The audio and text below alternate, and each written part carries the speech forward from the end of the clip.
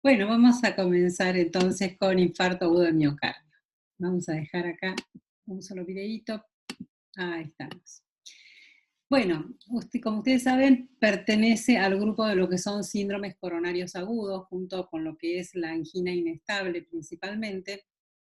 Y como concepto, el infarto es la necrosis del miocardio, que es por lo general secundario a una isquemia, que puede ser o por una obstrucción de alguna arteria coronaria o bien porque en lugar de haber una obstrucción interna, puede haber que haya una compresión externa, ¿sí? Que aplaste la coronaria, o por un vasoespasmo, que también puede llegar a ser.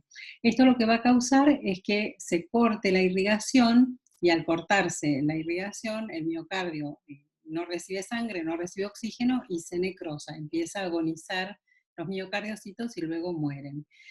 Y dentro de lo que es infarto agudo de miocardio hay muchos tipos y hay muchas clasificaciones distintas, pero nosotros nos vamos a enfocar en dos. Uno es el síndrome coronario agudo con elevación del segmento ST en el electrocardiograma, que también lo vamos a llamar infarto supra-ST o bien infarto transmural o subepicárdico, que es cuando tenemos una obstrucción total de la arteria coronaria. Y esto es una urgencia, es decir, más que una urgencia, es una emergencia. La vida del paciente está en juego y el paciente se me puede morir en minutos u horas, entonces urgente hay que reperfundir toda el área. El otro es el síndrome coronario agudo sin elevación del segmento ST o infarto infra-ST, también llamado infarto no Q, no transmural o bien subendocárdico.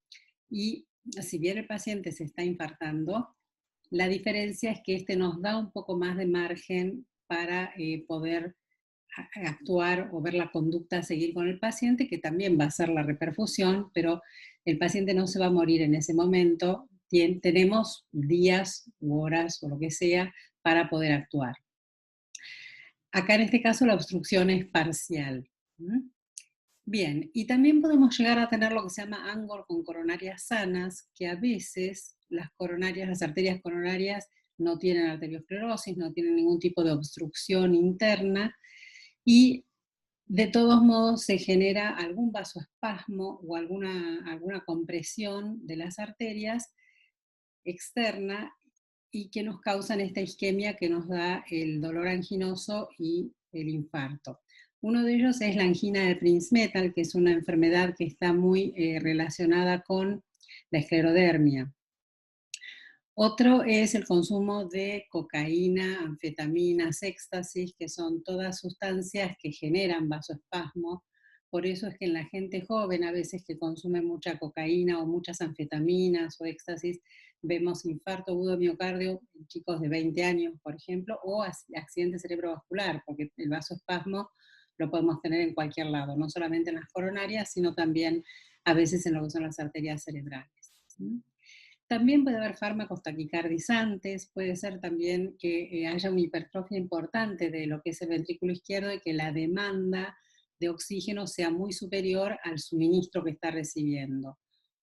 O también podemos tener tumores que compriman las arterias coronarias, un mixoma auricular, por ejemplo, o miocardiopatía hipertrófica, u otras enfermedades como amiloidosis cardíaca o fibrosis cardíaca de algún tipo. Así que no siempre las coronarias están enfermas, pero en general el 90% es por arteriosclerosis, es decir, hay una placa de ateroma de colesterol que se va a ir formando. Acá vamos a ver la fisiopatología, justamente lo que estábamos diciendo recién. Me voy a correr un poquito en el video, así lo ven. Bueno, entonces, acá tenemos la arteria coronaria sana con el flujo normal, la arteria que está normal, luego se va acumulando colesterol, ¿sí? Esto no sé si lo recuerdan de fisiología, pero bueno, el colesterol malo, el LDL, se va a ir acumulando en el endotelio. Entonces va a generar de a poquito una obstrucción que va a ir estrechando la luz de la arteria cada vez más, Entonces, aquí tenemos una obstrucción parcial que nos daría un síndrome coronario agudo sin elevación del ST en el electrocardiograma, o bien ya cuando progresa o cuando hay un accidente de placa o se desprende un trombo o algo, ocluye toda la arteria, acá tenemos, y bloquea toda la circulación de la sangre, y esa es el cuadro que es emergencia total, que es el síndrome coronario agudo con elevación de ST o infarto supra-ST. Así que es importante distinguir, sobre todo, bueno, un paciente que llega a la guardia con un dolor anginoso, que es típico del infarto, hacerle un electro y ver si es un infarto supra o infra-ST, porque hay que salir corriendo o no. Bien.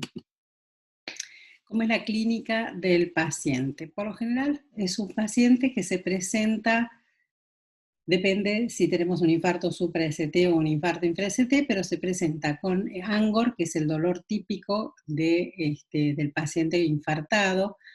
El ANGOR se produce cuando hay un desequilibrio entre el aporte de oxígeno y la necesidad o consumo de oxígeno del miocardio. Y esto se debe justamente a la isquemia, si es una isquemia total o una isquemia parcial, pero no está llegando suficiente oxígeno. ANGOR también se lo llama angina de pecho, y tenemos dos tipos, el ANGOR estable y el inestable.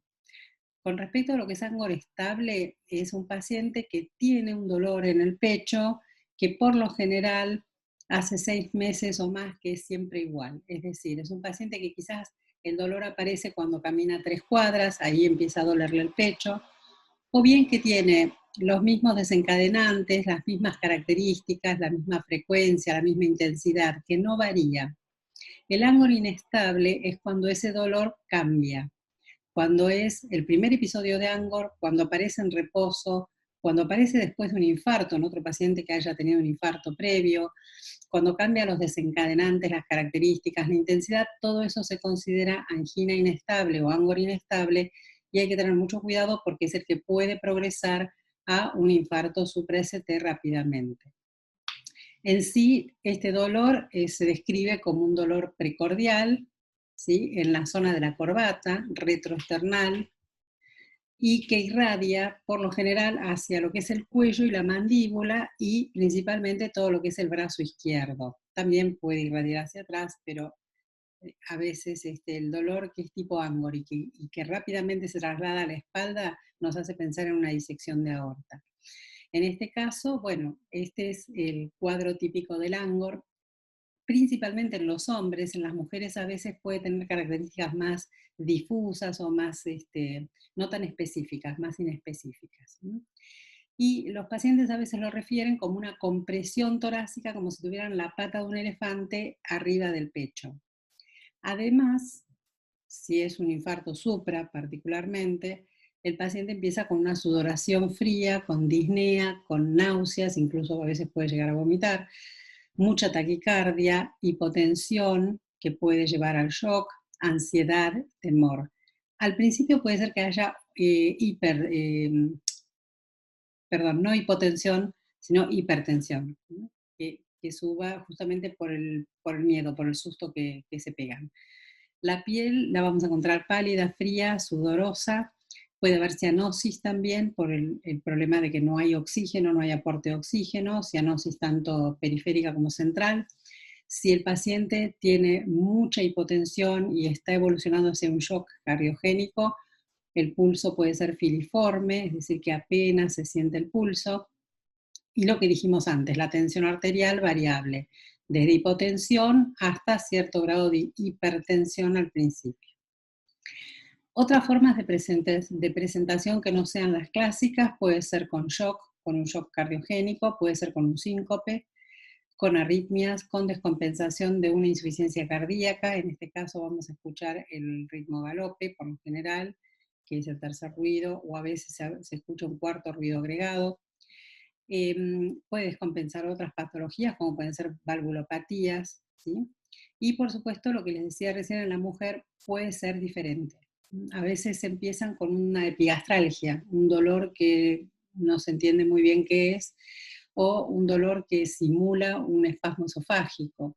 Son distintas presentaciones. Lo de epigastralgia también, este dolor en la boca del estómago puede ser cuando hay un infarto de cara inferior. Es decir, cuando tenemos un infarto de cara diafragmática o inferior, a veces se siente como una epigastralgia. Bueno, también hay que tener en cuenta todos los factores de riesgos de los pacientes en general. Por ejemplo, si es un paciente hipertenso, un paciente diabético, si es un paciente obeso o con síndrome metabólico, pacientes que sean muy sedentarios, que no hagan actividad física en absoluto, pacientes tabaquistas, sobre todo tabaquistas de larga data. También, por supuesto, siempre hay factores hereditarios y además el estrés. A veces puede ser una persona que normalmente es sana y que no tiene, no es obesa, no es una persona sedentaria, no es hipertensa, pero a veces una persona que está muy estresada. Recuerden que todo lo que es estrés libera muchas catecolaminas a la circulación. Bien, eh, clasificación. Hay una clasificación que es la de Kilip-Kimball. La de Kilip-Kimball es una clasificación que es individual para cada paciente y que está basada en general de todos los, es medicina basada en la evidencia, todos los casos de infarto y las generalidades. Entonces, lo que establece es un pronóstico para ver la evolución del paciente y las probabilidades de muerte en los primeros 30 días después del infarto. Entonces, acá tienen las clases de Kimball, Kilip-Kimball, clase 1, 2, 3 y 4, la descripción y el porcentaje de mortalidad a futuro que puede llegar a tener dentro de los primeros 30 días. Clase 1 es un infarto no complicado, es decir, la persona tuvo un infarto y nada más, no se complicó, no era nada, digamos, un infarto es grave, pero me refiero a que no era un infarto anterior masivo, terrible, o no tenía otras comorbilidades. Clase 2, cuando además del infarto, el paciente ha tenido una insuficiencia cardíaca moderada y escuchamos estertores en las bases pulmonares. Recuerden que la insuficiencia cardíaca, cuando ya está muy avanzada, da edema agudo de pulmón. Acá podemos escuchar el ritmo galope por tercer ruido y taquicardia. Clase 3 es cuando tenemos una insuficiencia cardíaca grave, ya bastante avanzada, con edema agudo de pulmón. Y clase 4 es cuando el paciente ya presenta un shock cardiogénico. Y ahí están los porcentajes, 5, 10, 40 y 90% de la probabilidad de muerte que tienen estos pacientes. Bueno, diagnóstico. Diagnóstico principalmente la clínica del paciente, siempre acuérdense que la clínica es soberana, y además hacemos el electrocardiograma y las enzimas o marcadores cardíacos. Las enzimas igual a veces tardan en empezar a elevar, ¿sí? Hacia dentro de las primeras horas o las primeras 3 horas, y algunas dentro de las primeras 6 horas. En el electro lo que vamos a ver es si el segmento ST se fue para arriba, es decir, supra-ST, o si se fue para abajo, infra-ST. Además, en el caso de los infartos supra-ST, vamos a ver con el correr de las horas si se forma una Q patológica. Ustedes saben que la onda T es la primera alteración que ocurre, que puede aparecer alta y picuda, o puede aparecer aplanada, o puede aparecer invertida. Los tres significan isquemia del miocardio. Luego empieza a modificarse el segmento ST, que se puede ir para arriba, supra, o se puede ir para abajo, infra, y significa lesión del miocardio. Acá, si yo hago una reperfusión rápida, todavía puedo salvar todos los miocardiocitos que están agonizando en la zona de penumbra, que es la zona que está con déficit de oxígeno. Pasadas las 4 o 6 horas, ya esos miocardiocitos se mueren y aparece la onda Q, que indica necrosis. Es una onda Q patológica, es una onda Q profunda y por lo general que mide más de un cuadradito de ancho en el electro. Y en el infra-ST, bueno, lo que vamos a ver, no vemos onda Q, ¿sí? Los infartos infra-ST, vamos a ver el ST descendido y la onda T aplanada o invertida.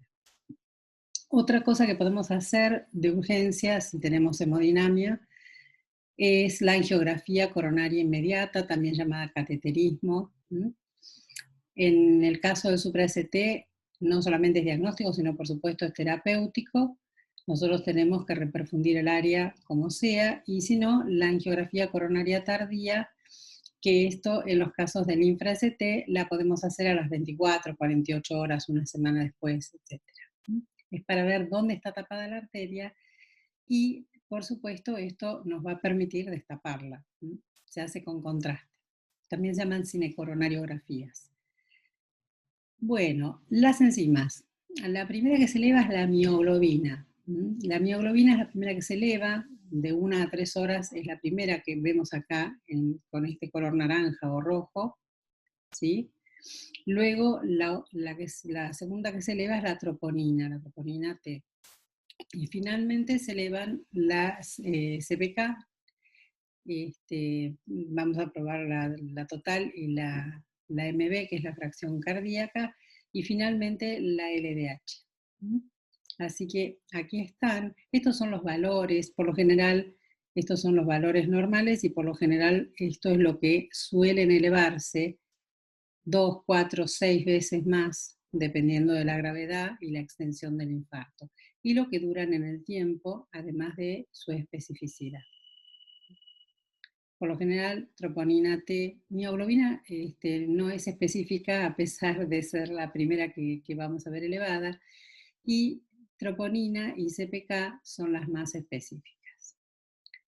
Bueno, las enzimas las vamos a hacer dentro de las primeras 3 horas y las podemos repetir a las 6 horas. Si no elevaron suficiente, las podemos repetir. Y acá tenemos un ejemplo de lo que es un electro con un infarto supra-ST. En este caso lo que vamos a ver es que en las derivaciones septales B1 y B2 hay una ligera elevación del ST y una inversión de la onda T, pero en B3 y B4, que es la cara anterior, aquí sí vemos un supra-ST muy marcado. Lo vemos aquí. Ya en B5 lo que queda es una T alta y ya en B6 lo vemos normal. Pero principalmente ustedes van a ver la elevación del ST que es muy marcada.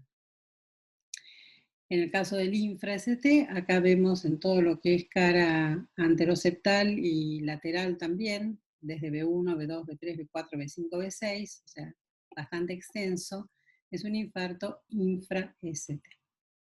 Este además tiene un bloqueo de rama derecha, pero bueno, no importa.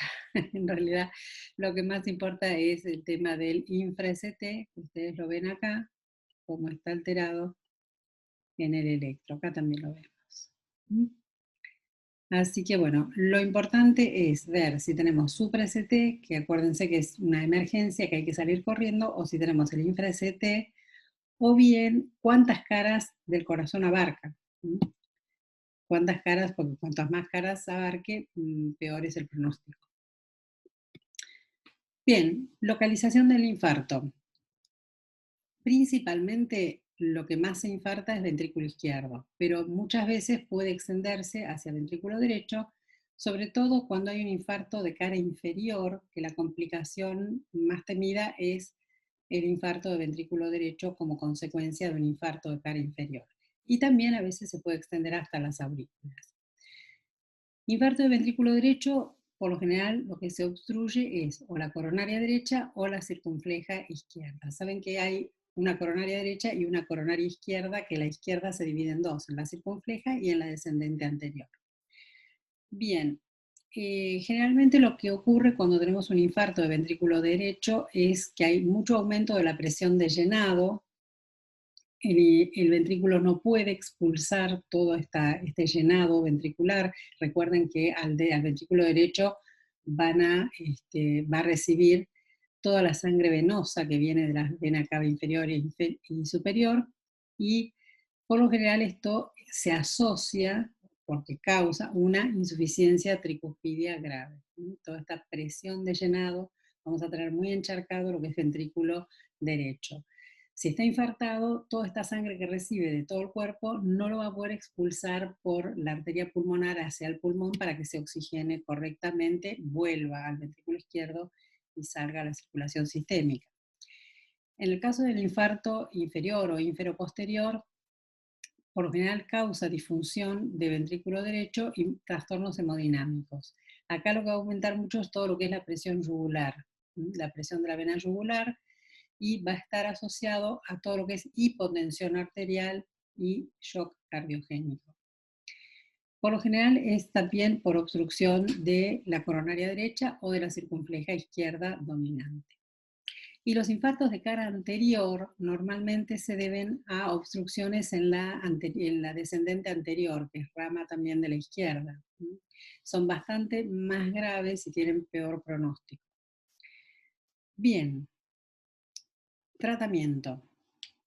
Tratamiento, nosotros tenemos tratamiento prehospitalario, tratamiento hospitalario de reperfusión y los cuidados posteriores y el seguimiento después, por lo menos por un año, después que el paciente se va de alta. Bien, atención prehospitalaria, si nos llaman y vamos con una ambulancia o si viene, no sé, bueno, la guardia no, pero si nos llaman o tenemos que acudir a algún lugar donde haya un paciente infartado o si le pasa algo a un paciente en la calle. Lo primero que vamos a dar, hay una regla mnemotécnica que se llama MONA, que es morfina, nitroglicerina, oxígeno y aspirinas. Por lo general, si ustedes no tienen nada de todo esto de oxígeno, ni morfina, ni nitroglicerina, trituran 3 aspirinas o 4 y se las dan al paciente, teniendo en cuenta que es antiagregante. Pero esto sí o sí, si van con una ambulancia, oxígeno, aspirina, todo lo que es nitratos, nitritos, nitroglicerina en general, y hay que derivar urgente a centro médico que en lo posible tenga hemodinamia. De todos modos, no todas las arterias son angioplastiables, así que a veces uno programa una angioplastía y resulta que no se puede hacer la angioplastía. La terapia de reperfusión la vamos a hacer por hemodinamia, ¿sí? O lo que es percutánea, la angioplastía, que es uno coloca una sonda por la arteria femoral hasta llegar al corazón y de ahí se destapa con un balón que se infla, se destapa y se desobstruye la arteria coronaria que está tapada. Y se pueden colocar stent, son como unos ruleritos que se abren y dejan la arteria abierta, y esos stent pueden tener medicación o no. A veces en las personas diabéticas se pueden poner los stent o se suelen pedir stent con medicación. Otra opción es dar trombolíticos. A veces no siempre podemos dar trombolíticos, a veces el paciente ha tenido una cirugía reciente o ha tenido un ACV hemorrágico, no sé, sería un poco un caso extremo porque muchos de los pacientes con ACV hemorrágico mueren, pero supongamos que tenga una úlcera sangrante, que tenga problemas de coagulación, bueno, hay casos en los que no podemos dar, por supuesto, trombolíticos. Cuando damos, podemos dar streptoquinasa, por lo general se da 1,5 millones, déjenme un minutito, dejar entrar un participante más, ahí está, muy bien. Por lo general podemos dar 1,5 millones, perdón, estábamos en la anterior, ahí está. 1,5 millones de streptoquinasa, siempre que no haya recibido streptoquinasa durante ese año, porque a veces lo que ocurre es que suelen hacer anticuerpos y entonces no le podemos dar. Otra de las cosas que vamos a dar es, o si no, recombinante tisular de plasminógeno, hay otro tecneplasa, hay varios tipos de trombolíticos que podemos dar. Y si no, en la última opción, si no podemos hacer angioplastía en la arteria porque es muy tortuosa o es muy finita y no podemos angioplastiarla, entonces se hace la cirugía de revascularización, que es con bypass cardíaco, que se hace antes se hacía con la vena safena, ahora creo que lo hacen con la mamaria. Pero de todos modos, requiere, por supuesto, un cirujano cardiovascular importante que tenga mucha experiencia en lo que es cirugía de revascularización. Son cirugías muy complejas, tienen un postoperatorio muy largo porque el esternón, después de serrucharlo, se une con grapas metálicas o con alambres y eso tarda como 6 meses en cicatrizar. A veces se complican con todo lo que son las mediastinitis, por ejemplo. Se infectan, es decir, son cirugías muy complejas. Entonces se trata de dar trombolíticos o de hacer hemodinamia preferentemente. Bien, ¿qué fármacos le vamos a dar al paciente además de este tema de la terapia de reperfusión? Les vamos a dar anticoagulantes, principalmente lo que es heparina y los anticoagulantes orales. Al principio arrancamos con todo lo que es la heparina.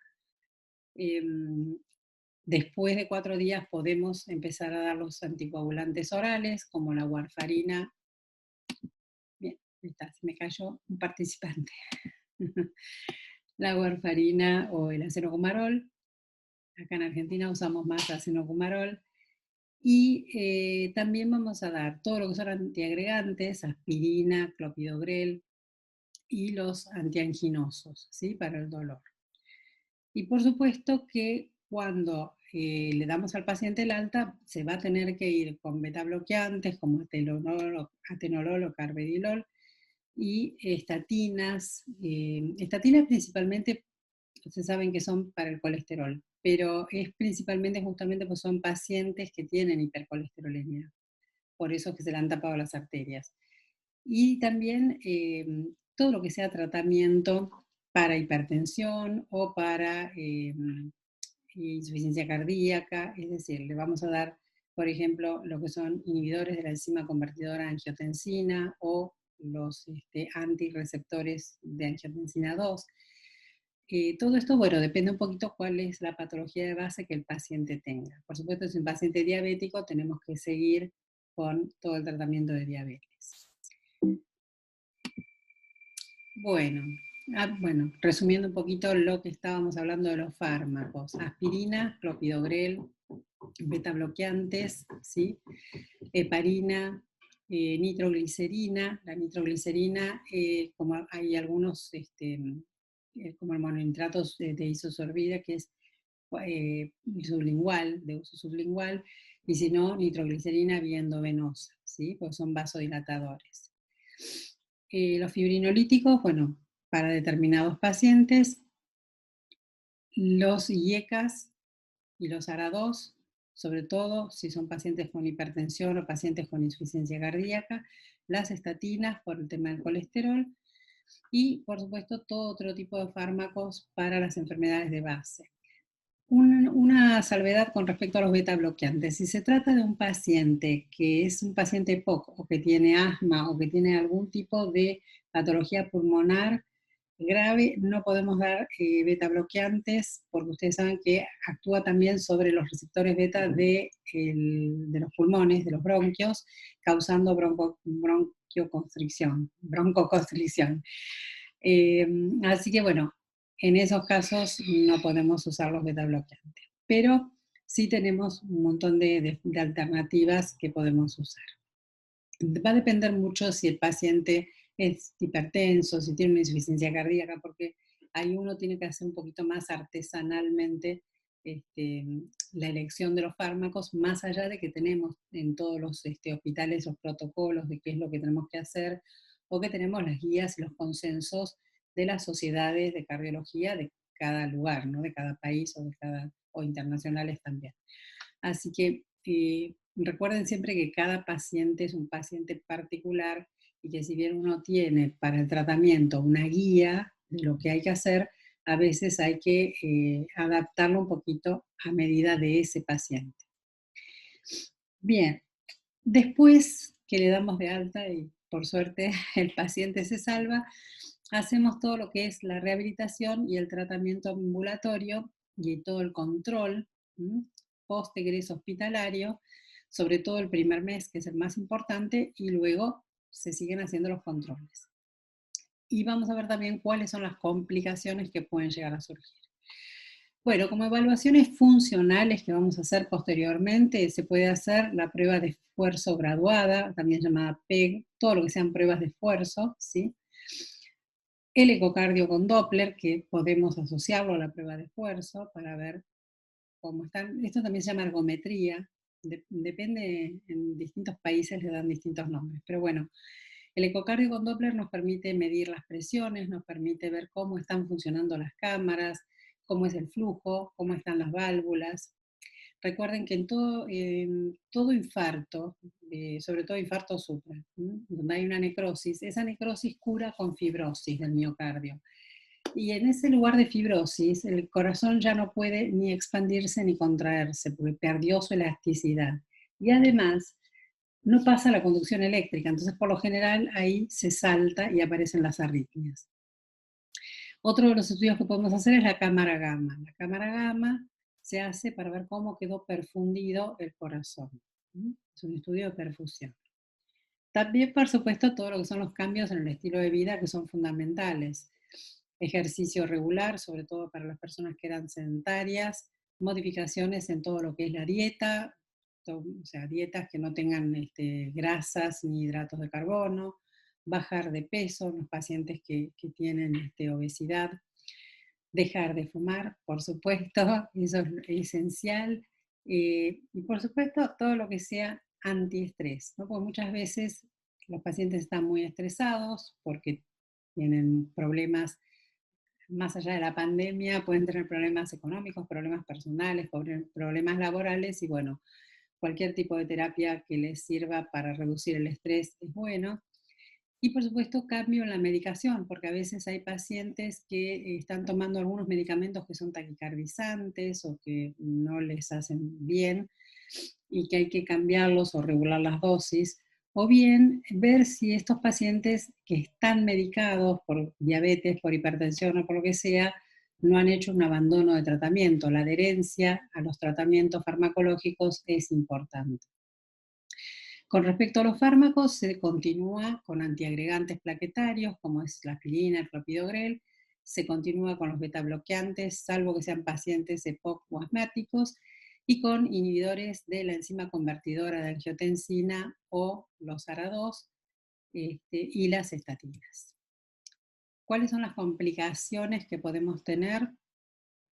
Un poquito lo que estábamos hablando recién, ¿no? En esa fibrosis que queda cuando se necrosó el corazón, podemos tener arritmias, bloqueos auriculoventriculares, bloqueos de rama, podemos tener todo tipo de taquiarritmias o bradiarritmias, fibrilación auricular, taquicardia ventricular, fibrilación ventricular ya sería un caso bastante grave, las bradicardias, muchas veces los pacientes que están beta bloqueados tienden a hacer muchas bradicardias, y dentro de lo que son las complicaciones mecánicas, puede aparecer insuficiencia cardíaca, pueden aparecer valvulopatías, el infarto de ventrículo derecho, que era una complicación del infarto de cara inferior, puede haber ruptura de la pared cardíaca también, shock. Bueno, las valvulopatías pueden agravarse si existían o pueden aparecer si no existían. También puede haber embolias, por eso es que uno trata el paciente de tenerlo siempre anticoagulado. Las embolias se pueden disparar los émbolos para cualquier parte y causar, en el caso de que vayan arriba a la cabeza, una ACV. Y hay una pericarditis post-IAM que se llama síndrome de Dressler, que cursa también no solamente con el derrame pericárdico y el dolor de la pericarditis, sino también con leucocitosis, aumento de la eritrosedimentación y otras cosas. Y puede aparecer el ANGOR post-IAM, que es un tipo de angina inestable. Bueno, acá terminamos y gracias por estar todos ustedes. Y todas las preguntas que quieran hacer, no hay problema, las hacemos ahora. Gracias.